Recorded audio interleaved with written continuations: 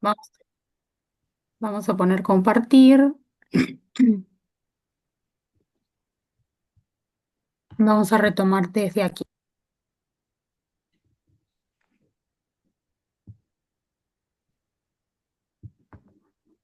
Muy bien. Bueno, gente, vamos a retomar un poquito lo que era la elaboración de los vinos blancos. ¿Se acuerdan que el proceso daba inicio con la cosecha de la uva que se hacía bien temprano en la mañana, como habíamos dicho, para evitar de que la uva llegara caliente y que con el propio calor del verano y que la uva esté caliente y que dijimos que en la pruina, ¿qué había? ¿Qué podíamos encontrar en la pruina de la uva que nos iba a servir para hacer vino? Las levaduras. Las levaduras, muy bien. Vieron que todavía no les puse la pruebita, ¿no? Yo les voy a avisar cuándo. Las levaduras que estaban en la pruina, ahora hablé de la pruina y me acordé. Bien, las levaduras, que son esas son las levaduras autóctonas o nativas que se encuentran en la cáscara. Entonces, si nosotros tenemos una uva que no está muy fría, que está con una temperatura más elevada, las levaduras se encuentran arriba de la pruina y nativas, ¿no? Las que están en el viñedo, y se nos rompen los granos, lo que va a provocar eso es que si se rompen los granos, comienza el proceso fermentativo. Entonces, por lo general, las bodegas, las uvas, en realidad todas, pero buscamos cosecharlas bien temprano. Inclusive hay bodegas que hacen cosecha nocturna. ¿Para qué? Para evitar, este, o sea, minimizar, si la uva está más bien fresca, no se rompen los granos, estamos minimizando riesgos de que el proceso fermentativo, en vez de dar inicio en los tanques como nosotros queremos, se nos dé inicio en el cajón, en el medio del viñedo, y que no está bueno eso, ¿tá? Porque empieza a producirse subproductos en el cajón y demás, y que cuando esa uva llega a bodega, capaz que no está de toda la calidad que la queremos. ¿Tá? Entonces nosotros hacemos una cosecha bien temprano en la mañana. Hay alguien que escribió algo en el chat, pero no sé si es No, salud. yo, profe, ¿Es yo salud? avisé. Ah, En realidad me avisó Florencia, creo que está complicada en el trabajo. no Si pasa no le nada. podía avisar, que va a Ah, entrar un poquito más tarde. no pasa nada. Igual yo no me fijo quién entra y quién no entra porque se acuerdan que no se pasa lista. ¿Está? Bien. Entonces, después cada uno es responsable de ver la clase como habíamos dicho, así que no pasa nada. Bien, entonces, bueno, lo que les decía, que entonces la uva se cosecha bien temprano en la mañana. Entonces dijimos que para cosechar esa uva, lo que hacíamos era ir hasta el viñedo, se cosechan en cajones de 20 kilos. Yo después voy a mandar otro video de momento de cosecha. Vieron que el otro día les mandé el de la botrytis y de la floxera, que encontré ahí un sommelier hablándome, no por lo que decía el sommelier, porque es lo mismo que yo les dije, pero por las imágenes, que estaba bueno. Me gustó eso de que fuera interactivo. Eso yo le ponía a Daniel y a Alejandra, en cualquier momento me pongo a hacer ¿cómo se llaman estos? Los reels, para que quede mucho más lindo, más interactivo. Bueno, entonces, la uva llega a la bodega a las primeras horas de la mañana en cajones de 20 kilos que no puede venir dañada, que los racimos tienen que estar enteros para evitar procesos fermentativos que se den en el cajón y no en el tanque. Nosotros queremos que se dé en el tanque, por eso tenemos que minimizar todas las tareas y la manipulación con cuidado en el viñedo. La uva llega y lo primero que hacíamos era íbamos a comenzar por una selección. ¿Qué tipo de selección es la primera que se realiza? Manual Bien, manual de qué. de los granos, La del racimo primero. Ahora sí. prime... Ahí va. Primero hacemos una selección manual de los racimos. La uva llega, se vuelcan en unas cintas transportadoras que puede ser vertical u horizontal, en donde va a haber gente de ambos lados y lo que van a estar haciendo es seleccionando los racimos. Si hay racimos con botrytis o con alguna afección o con alguna patología, se retira. Estamos bajando la cantidad de racimos que entran, es obvio, pero estamos apuntando a una uva de calidad. Entonces esos racimos se retiran. Ahora bien, hicimos la selección de los racimos, pero nosotros queremos llegar ¿a qué? Al grano, Al jugo. Al, Está al bien, jugo. hay que al llegar al al grano. mosto. al mosto. Por lo tanto, segunda tarea, después de que pasan los racimos por la mesa de selección de racimo por racimo, vamos a ir a qué máquina. Despalilladora. Despalilladora, perfecto. Es una máquina que lo que tiene es un eje central con unas paletas que en la punta tiene un recubrimiento de goma y un cilindro lleno de perforaciones del tamaño de los granos. Entonces, nosotros dijimos que a nivel de evaluación sensorial, si la uva estaba bien madura, los granos se desprenden con gran facilidad del escobajo, o sea, del esqueleto. ¿Tá? Directo. Muy bien. Entonces, lo que hacemos es agarrar y pasar los racimos maduros por la despalilladora. Al pasar los racimos maduros por la despalilladora, van a salir con facilidad los granos, se van a hacer despedidos desde ese eje central con esas paletas y van a salir hacia el cilindro que tiene perforación y por las perforaciones salen los granos. Los granos chocan con la chapa que rodea ese cilindro y son recibidos en otra tolva o en otra mesa de selección, que acá sí que vamos a hacer la selección manual de Grano. De grano los por granos. grano. ¿Está?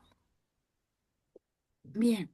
Entonces, si hacemos selección manual de grano por grano, lo que vamos a hacer es retirar granos abortados, pedacitos de escobajo, o sea, del esqueleto que se pudieron pasar por esos agujeros del cilindro, pedacitos de hoja, bueno, todas aquellas partes leñosas y herbáceas que me puedan dar un aporte extra que yo no quiero y notas desagradables a mi futuro vino, son retiradas en esta etapa.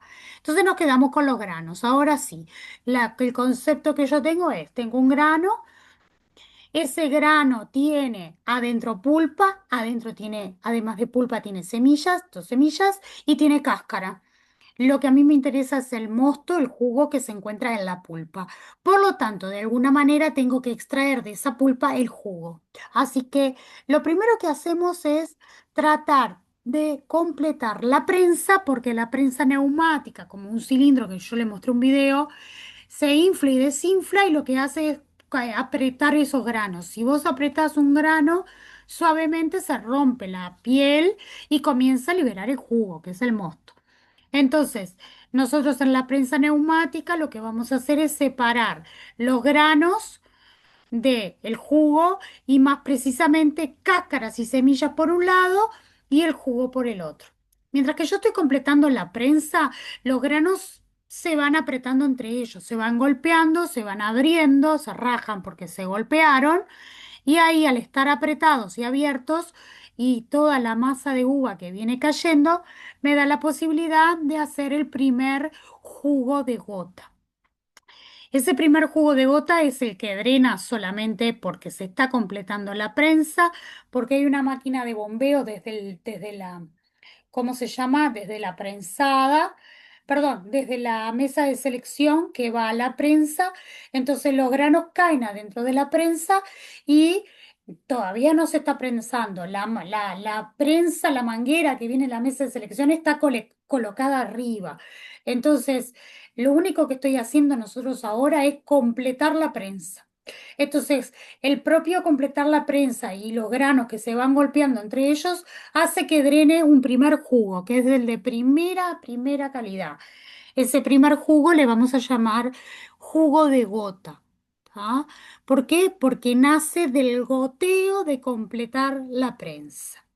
Ahora bien, después de un rato de estar tratando de sacar todo lo que tiene, todo el jugo que tienen las uvas, entonces lo que vamos a hacer como segunda etapa es, ahora sí, sacamos la manguera y lo que vamos a hacer es hacer un prensado, que normalmente el prensado primero es muy suave, muy delicado, a veces es un 60%. Lo que yo busco es apretar suavemente esa masa de grano con cáscara, con semilla, y al apretarlo suavemente voy a obtener un 60% de producción, sí, de rendimiento. Entonces voy a obtener un segundo jugo. Ese segundo jugo es de menor calidad que el primero, porque el goteo por goteo natural cae solo. El segundo yo ya estoy apretando cáscaras y semillas, estoy apretando la parte vegetal y comienza a drenar ese primer jugo, que si bien la prensada es suave, no es lo mismo que drene solo que yo lo esté apretando. ¿Vamos bien hasta ahí? Sí, Mm. Que dijimos que a mayor prensado, menos Baja la calidad. calidad. Ahí va. Cuantas más veces. Entonces, Sí. pongamos que este segundo prensado, que es el segundo jugo de primera prensa, va a un tanque. Después paro, cuando ya no sale más nada. Y todavía tengo uva en la prensa con cáscara y semilla. O sea que dentro de esa pulpa voy a tener más jugo. Entonces el enólogo decide hacer un prensado un poco más fuerte. Entonces programa la máquina y hace un prensado más fuerte. Ese sería el tercer jugo de segunda prensa. ¿Está? Entonces, cuando completo la prensa, obtengo el jugo de gota, el de mejor calidad. Cuando aprieto los granos dentro de la prensa, obtengo el primer jugo de prensa, que obviamente va a ser menor calidad que el jugo de gota. Y después de que llegue a la presión deseada para el primer jugo, voy a seguir exprimiendo, vamos a decir, esa uva. Entonces voy a sacar un segundo jugo, ¿tá? De prensa, porque estoy prensando un tercer jugo de segunda prensada, ¿tá? Y así puedo seguir hasta que no me salga nada. Obviamente que a medida que yo esa uva la voy apretando más, le voy metiendo más fuerza, voy apretando más, más, más, más, más, va a llegar un momento que como va a haber poco jugo, estoy apretando, entonces van a aparecer notas vegetales, notas herbáceas, va a depender del estado de madurez, que pueden pasar al jugo. Entonces, si yo aprieto excesivamente y pasa eso, por consecuencia el vino no va a quedar bueno. ¿Está? Bien. ¿Dudas hasta acá? ¿No? ¿No? Bueno. Entonces, una vez que obtuve el jugo de gota y el jugo de prensa, que pueden ser las diferentes prensadas, el enólogo tiene dos opciones. O degustar el jugo de gota y ver cómo se encuentra para los vinos de alta gama o los premium que él vaya a elaborar. O sea, los va a ir catando, lo mismo con los jugos de prensa, ¿tá? Entonces va a valorar si amerita dejarlo así, o hay que hacer un corte. Cuando hablamos de un vino de corte, un blend o un assemblage, estamos haciendo referencia a un vino que fue realizado por unión de varios otros vinos. ¿Tá? Entonces, si es un vino de Chardonnay, puede ser un vino de corte, entonces la botella uno con la botella 2 con la botella 3 y los mezclo y hago un assemblage o un cuvée, ¿tá? Que es eso de poder mezclarlos. Bien, entonces, una vez que tengo el mosto listo, como quien dice, lo voy a poner en un tanque para posterior fermentación y cuando sedimente todo el vino, Eh, diga, el vino no, perdón, sí, no, sí, no te entendí lo del vino de corte. Yo iba tomando apuntes y no sé si lo puedes repetir tranqui, porque no te entendí. sí, para que saco acá. El vino de corte, para que pongo la cámara. El vino de corte se da cuando vos mezclás dos vinos o dos jugos en este caso. En este caso, normalmente lo hacemos cuando están los vinos terminados, ¿ah? Entonces, por ejemplo, te voy a poner en el chat. Por ejemplo, si vos vas al supermercado y ves que dice una botella Tanat Merlot, ¿tá? Eso es un vino de corte, ¿tá? Es un vino que tiene un porcentaje de Tanat y un porcentaje de Merlot. Normalmente para la legislación uruguaya, para que un vino sea, por ejemplo, 100%, o sea, para que sea Tanat, la legislación nos exige que debe tener como mínimo el 85% de la variedad, ¿tá? Ahí va. Entonces yo puedo hacer un Tanat 100% Tanat o puedo hacer un Tanat un 85% Tanat y un 15% Merlot. Me vas a decir, ah, bueno, pero es un vino de corte. Sí, es verdad, es un vino de corte, pero en realidad no es como dentro de la legislación dice que cuando ese vino final, producto final, tiene un 85% de otra variedad, se considera monovarietal. Monovarietal. Varietal. ¿Está? Bien, y Ahora, esto no influye que el vino sea de calidad, o sea, esta no, mezcla no, de uva no tiene absolutamente nada que ver. no, Está. el corte es simplemente que vos mezclas un vino de una variedad con otro. Cuando te aparece en la etiqueta que dice, como ahí le puse, Taná Merlot, quiere decir que puede ser un corte 60-40, puede ser un corte 70-30, puede ser un corte 50-50, puede ser 80-20, ¿está? Por ejemplo, por poner un ejemplo. Y siempre la variedad que está mencionada antes, Taná Merlot, quiere decir que el mayor porcentaje sería, en este caso, 60-40, 70-30, 80-20. El mayor porcentaje es la variedad que se encuentra o el vino que se encuentra en mayor proporción. Bien. ¿Quedó claro? A esto en Francia, cuando hacen esto, le llaman assemblage, assemblage. En Estados Unidos, o hablando en inglés, le llamamos un blend. Nosotros le llamamos vino de corte, o sea, de mezcla. ¿Está? Assemblage, blend, corte. Está, creo que está. Eso es importante. Bien.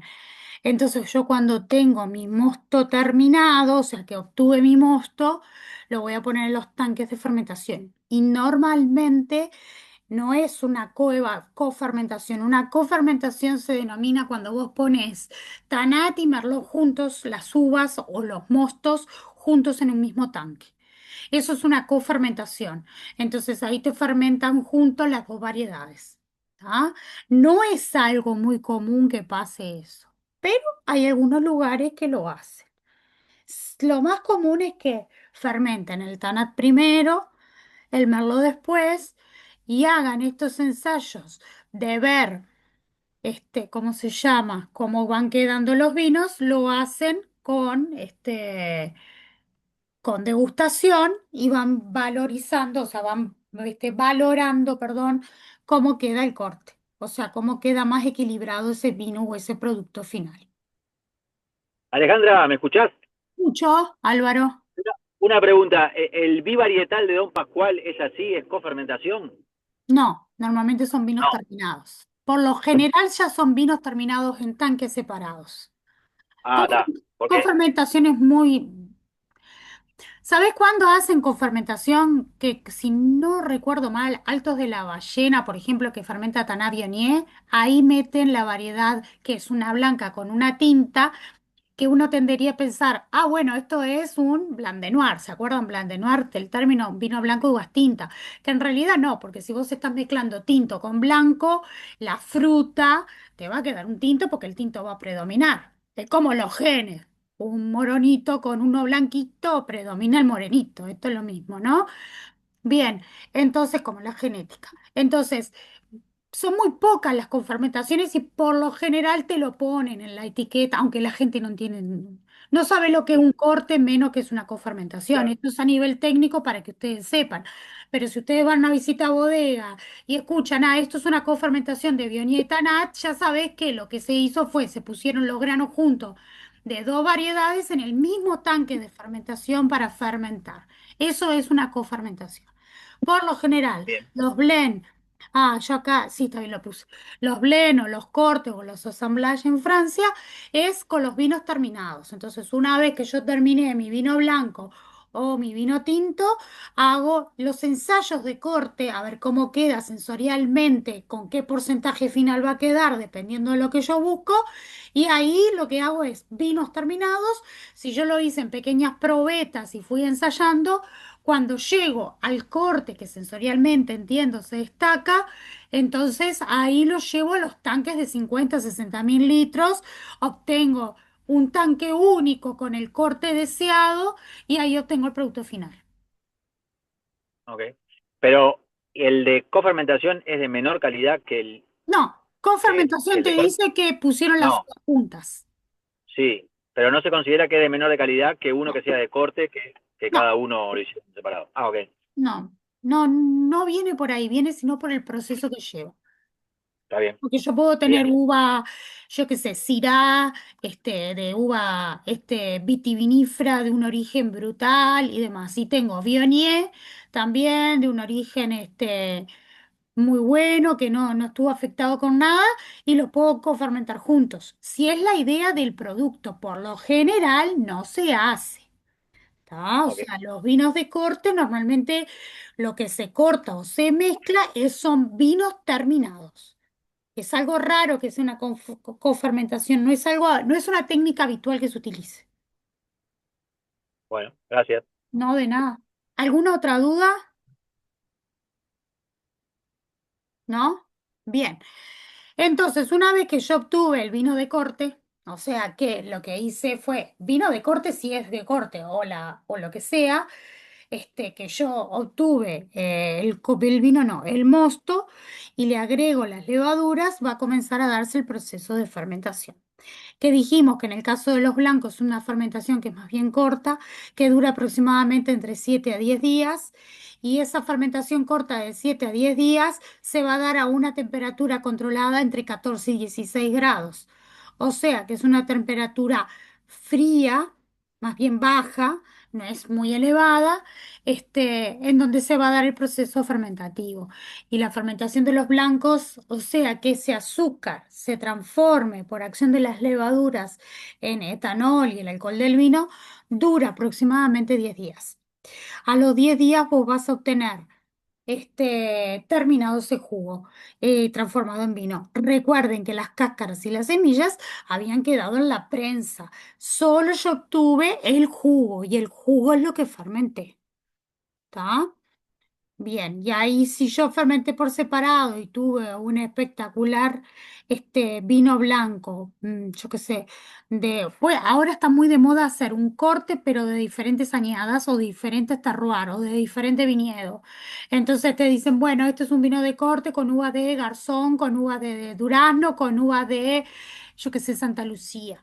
Entonces estamos haciendo un corte, de un blend de diferentes terruños y eso como que le da mucho más prestigio. Entonces, los vinos no van a saber igual, o al degustarlo no va a ser lo mismo una uva, yo qué sé, un Sauvignon Blanc hecho, por ejemplo, en Rocha, que hecho en el departamento de Durazno, que hecho, yo qué sé, en San José. Van a ser diferentes y eso le aporta, cuando vos haces el corte, le aporta mucha complejidad aromática. Bien. Bien, entonces tenemos el vino ya, el vino no, el jugo ya mezclado o no.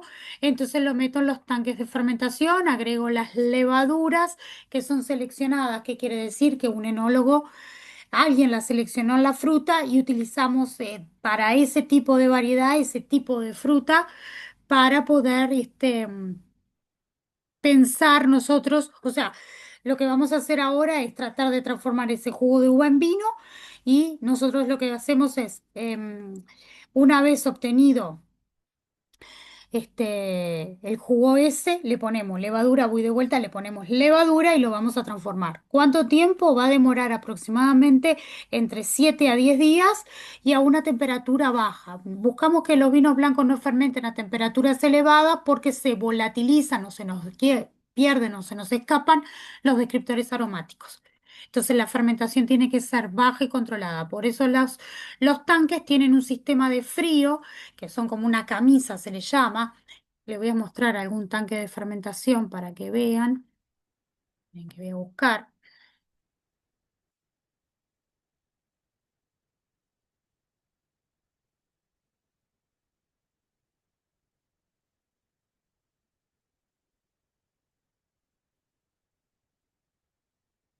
Tanque de fermentación con camisa.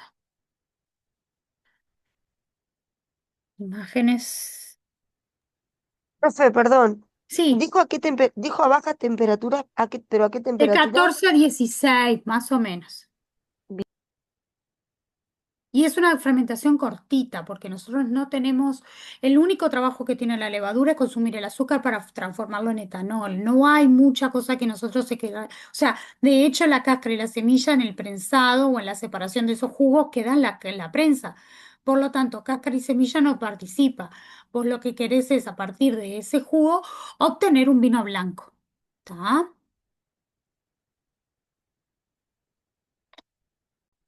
Ven, ahí se... Profe, ¿y qué fue lo que dijiste? Que si se eleva la temperatura, ¿qué es lo que se pierde? Aromas. Los descriptores aromáticos. Es como los perfumes, Bien. te van los descriptores aromáticos, entonces te queda insulso. Entonces tenemos que controlar la temperatura hacia la baja, que en los tintos es más complicado porque si vos le bajás mucho la temperatura de fermentación de un tinto, le cuesta poder sacar, o sea, vamos a tener inconvenientes para poder sacar lo que serían los aromas, el color y los taninos. Por lo tanto, necesito que esté un poco más activa la temperatura y como viene una variedad tinta y la tinta fermenta con cáscara y semilla, le puedo pedir unos graditos más este, para poder ayudar a extraer, o sea que la temperatura de alguna manera va a actuar como un disolvente de los componentes que están en cáscara y semilla para que tengan una fácil transmisión desde la cáscara de la semilla hacia hacia el jugo o al futuro vino. Bien, dudas hasta acá. Esto que está acá, que tiene como agujeritos, como circunferencias, esto y este que tiene como rayitas, esos son los sistemas de frío, más allá de que adentro también tienen un serpentín, o sea, tiene un serpentín que va desde abajo hasta arriba. Ese serpentín es un intercambiador de frío, o sea que es lo que tiene el sistema de frío adentro, o sea, dentro del tanque, para que cuando el tanque, dijimos que la fermentación alcohólica, la levadura consumía azúcar, generaba etanol, gas carbónico y calor. Entonces, si yo elevo la temperatura y la dejo que se vaya, por lo general la temperatura está arriba de 34 grados, levanta un pico de temperatura muy elevado. Y si tengo una levadura con 34 grados, es muy difícil que me vuelva este, ¿cómo se llama? Si yo dejo que la temperatura sea muy elevada, me va a costar fermentarlo, ¿tá? Entonces no tengo que tratar de controlar esa temperatura porque dijimos que el propio proceso fermentativo levanta calor y me mata la levadura y tengo que cuidar eso, la muerte celular. ¿Tá? En cambio, en los tintos, si bien estamos corriendo muchos riesgos, arriesgamos a llevar a la temperatura límite de fermentación para ayudar a disolver el color, los taninos y los descriptores aromáticos presentes en la cáscara. ¿Tá? Si no puedo hacer un vino, me queda como un rosado, livianito, pero la idea de un vino tinto es que tenga cierta capacidad de fermentar sin que se me haga un pico de temperatura y que se me mueran las levaduras. Entonces los sistemas de frío están hechos para eso. Recordar entonces siempre que en el caso de los vinos tintos necesito elevar un poco más para colaborar entre lo que se me está formando, que son los diferentes tipos de alcoholes, la temperatura del ambiente, la temperatura de los tanques mismos y controlar todo eso para que la fermentación sea pareja y que llegue a buen término. Entonces, repasando. Eh, Pensemos otra vez en el vino blanco. Cosechamos la fruta, lo que hacemos es trasladarla en cajones de 20 kilos a la bodega. Una vez que tenemos la fruta en la bodega, hacemos selección manual de racimo por racimo. Una vez que siguen los racimos en carrera, lo que vamos a proceder es al proceso del despalillado, en donde retiramos la parte leñosa o el esqueleto que ustedes dejan arriba del plato y nos quedamos con los granos. Esos granos se van a ir a la prensa, donde primero mi primera función va a ser completar la prensa. Cuando estoy completando la prensa y estoy bombeando ese primer jugo que drena solo, sin que yo esté golpeando nada, a ese jugo que es el de primera calidad, se le denomina jugo de gota, porque justamente lo que está haciendo es goteando de la prensa. Y cuando ya no gotea más, ahí lo que hago es programar a la máquina y decirle, bueno, ahora sí, aprieta un poquito más fuerte, entonces aprieta un poco más fuerte y lo que estoy ayudando es a liberar el resto del mosto. Y ese tipo de vino, perdón, de jugo, es el que va a ir a otro tanque X y lo voy a transformar también en vino. Y bueno, después de que tengo todo el jugo en los tanques, lo que dijimos hoy, agrego las levaduras seleccionadas, dependiendo del estilo de vino, qué levadura a elegir, y comienzo el proceso de fermentación, lo aclimato al lugar con un poco de ¿cómo se llama? La voy a aclimatar primero con los nutrientes, voy a hacer un pie de cuba y voy a aclimatar la levadura para que no sea un golpe térmico y una vez que la tengo aclimatada la meto dentro del tanque. Y ahí va a darse el proceso ese de fermentación. La fermentación dura, como dijimos, entre 7 a 10 días y de ahí después, una vez que está pronto, lo que voy a hacer son tareas de limpieza, lo voy a estabilizar por frío. Primero voy a sacar las borras, que son las levaduras muertas, las lías. Después al tanque lo voy a pasar a otro tanque, pero no vamos a usar ese porque está sucio de la fermentación. Nos vamos a otro tanque para que se comiencen a hacer las tareas este, de limpieza de los tanques y ver el destino del vino. Entonces, primero separamos las borras, que son las levaduras muertas, y después pasamos a la segunda etapa de limpieza, que si fuera un vino joven del año y que va a ir al mercado, le hago las tres etapas de limpieza. Entonces, la primera, la sedimentación para dejar las levaduras que caigan. La segunda etapa es darle frío al tanque para llevarlo próximo a 0 °C para que se dé la formación del bitartrato de potasio. Se lo voy a anotar en la pizarra porque si no después me van a decir qué es qué es el bitartrato. Para, metí los dedos mal porque tengo que dejar de compartir, me parece. Sí, ahí va. Entonces la sal se llama bitartrato de potasio. Bien, el bitartrato de potasio, entonces son esas sales que son naturales, que cuando tiene más tiempo el vino dijimos que se encarga también de arrastrar el color y son las que tenemos que hacer en la etapa de Estabilización por frío. ahí va, estabilización tartárica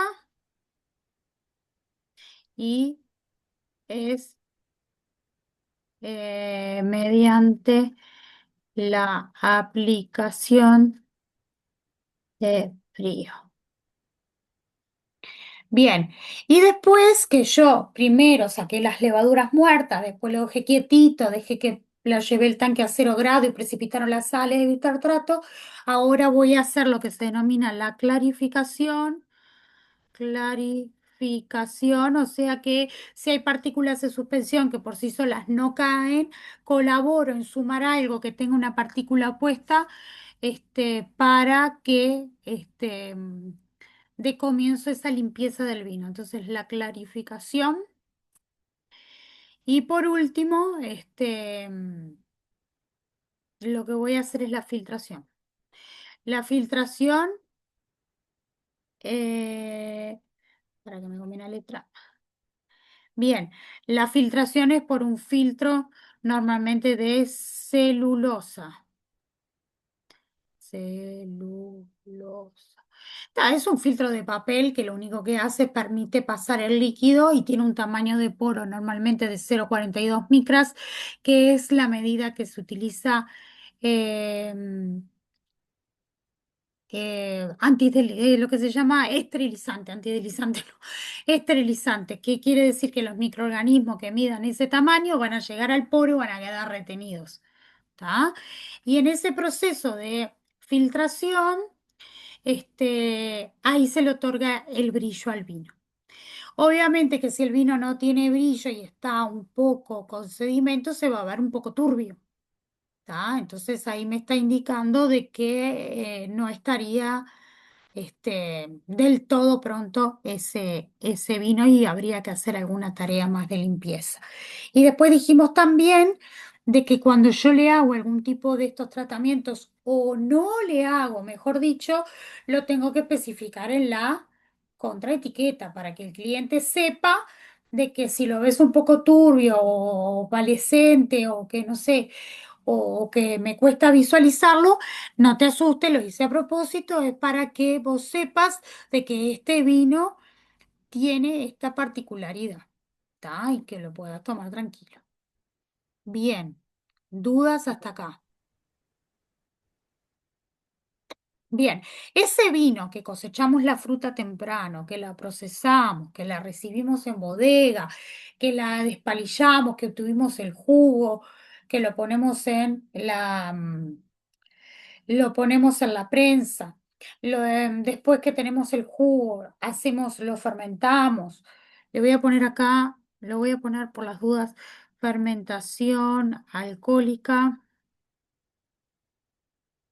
En el caso de este tipo de vinos, em, fermentación alcohólica de 13 a 14 grados. Está en el caso de los vinos blancos. Y el periodo de tiempo es de 6 a 7 días aproximada. Va a depender un poco de la variedad, la levadura y todo eso. ¿Tá? Vinos blancos, un periodo de 6 a 7 días. En 6 a 7 días yo voy a tener, ay, perdón, wow, wow, entre 6 y 7 días yo voy a tener un vino blanco joven. ¿Tá? Entonces, todo este proceso que vimos es para el vino blanco joven. Quiere decir que en prácticamente de 7 a, entre pitos y flautas, ¿no? De 7 a 10 días, yo hice esto. Coseché la fruta un día, la despalillé, hice selección de racimo, la despalillé, hice selección de granos, prensé los granos, obtuve el jugo, le agrego la levadura, lo pongo en un tanque, le agrego las levaduras, fermenta, después le hago estabilización por frío, le hago estabilización tartárica, le hago, ¿cómo se llama? Le sedimento las borras, le hago una clarificación, bueno, después que hago todas esas tareas, el vino estaría apto para ir al mercado. ¿Tá? ¿Cuánto tiempo puede durar en el mercado? Y puede durar en el mercado hasta 2 años se supone que en óptimas condiciones, ¿tá? Que lo conservé bien y demás. Y está en la bodega mucho mejor. Ahora bien, ahora bien, si las condiciones de guarda no son buenas, esos 2 años se acortan. Gracias, Santi, o quien sea. Muy bien. Bien. Bien, hasta acá entonces es un pequeño resumen de lo que era el vino blanco joven. ¿Dudas con esto? ¿No? Es fácil. Se junta el jugo, se recepciona el jugo, se agrega la levadura, fermenta, se transforma en vino y ya está. Es un proceso corto, no tengo que hacer mucha cosa. ¿Tá? Y fermenta el jugo solo.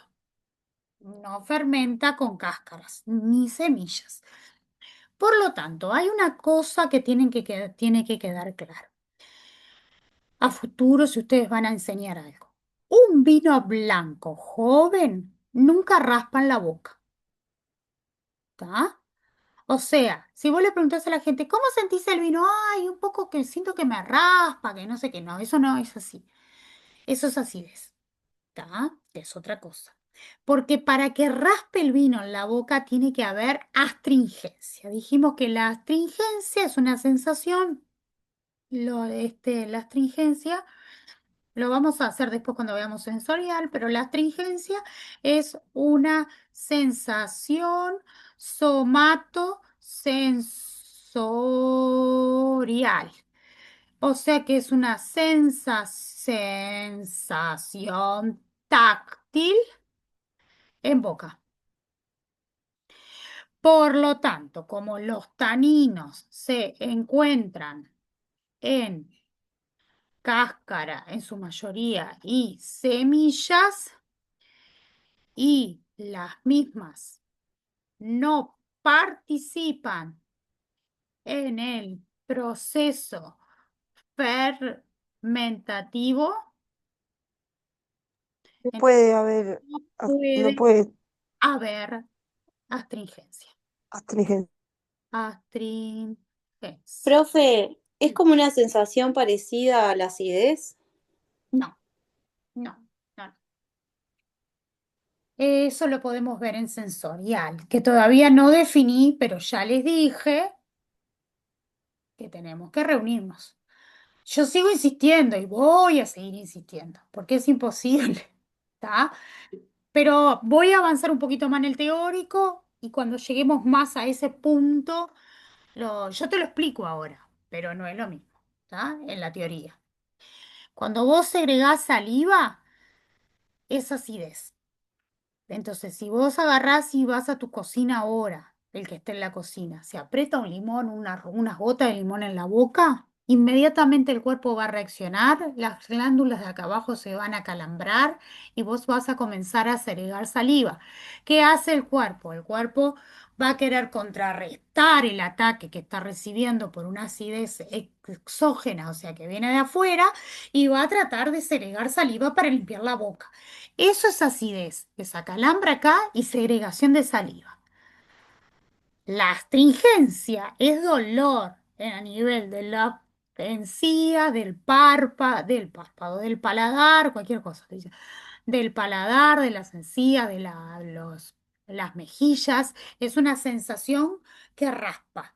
Eso es astringencia, sensación de sequedad, que en realidad lo que sucede ahí es que los taninos que están presentes en el vino desnaturalizan la primera capa de saliva de la lengua. Entonces, básicamente lo que pasa es que al reaccionar los taninos con la mucina, que es la saliva, las proteínas de la saliva, lo que hacen es la barren, la sacan. Entonces, a vos la sensación te da la sensación que se queda en la lengua.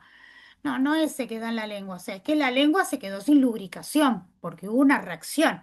¿Tá? Pero en realidad esa sensación táctil lo percibe el nervio trigémino y sus filetes sensoriales se encuentran en la encía, el paladar, la boca, las amígdalas, la parte de la garganta, todo en la boca.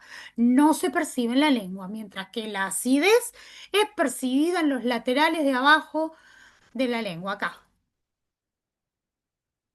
¿Tá? Son cosas distintas. Ahí tengo botones sensoriales que se llaman papilas gustativas, capaces de captar la sensación de acidez y dar esa sensación de punzante y que vos segregás saliva. ¿Se entiende? Son cosas diferentes en boca, nada que ver.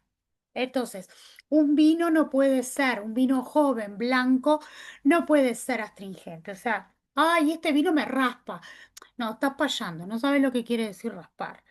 ¿Tá?